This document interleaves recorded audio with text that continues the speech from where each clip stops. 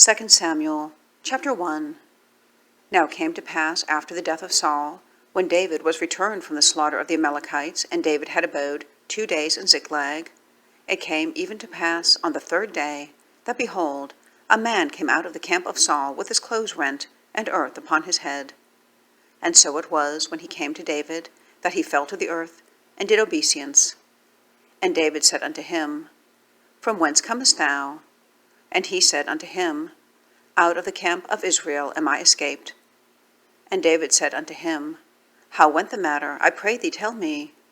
And he answered that the people are fled from the battle, and many of the people also are fallen and dead.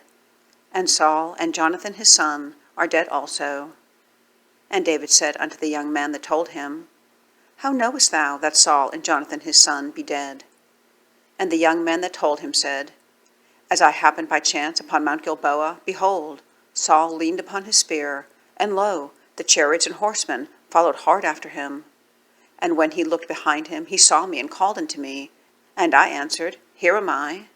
And he said unto me, Who art thou?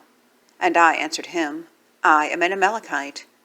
He said unto me again, Stand, I pray thee, upon me, and slay me, for anguish is come upon me, because my life is yet whole in me. So I stood upon him, and slew him, because I was sure that he could not live after that he was fallen. And I took the crown that was upon his head, and the bracelet that was on his arm, and have brought them hither unto my Lord. Then David took hold on his clothes, and rent them, and likewise all the men that were with him. And they mourned, and wept, and fasted until even, for Saul, and for Jonathan his son, and for the people of the Lord, and for the house of Israel, because they were fallen by the sword. And David said unto the young man that told him, Whence art thou? And he answered, I am the son of a stranger, and Amalekite. And David said unto him, How wast thou not afraid to stretch forth thine hand, to destroy the Lord's anointed? And David called one of the young men, and said, Go near, and fall upon him. And he smote him that he died. And David said unto him, Thy blood be upon thy head, for thy mouth hath testified against thee, saying, I have slain the Lord's anointed. And David lamented with this lamentation over Saul and over Jonathan his son. Also he bade them teach the children of Judah the use of the bow. Behold, it is written in the book of Jasher, The beauty of Israel is slain upon thy high places. How are the mighty fallen?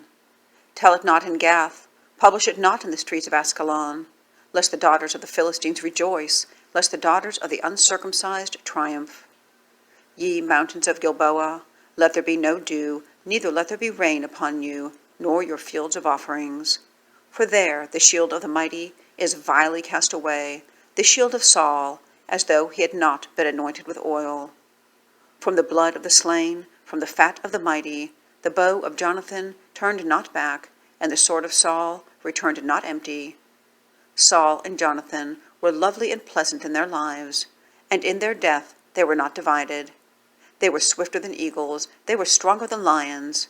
Ye daughters of Israel, weep over Saul, who clothed you in scarlet with other delights, who put on ornaments of gold upon your apparel. How are the mighty fallen in the midst of the battle?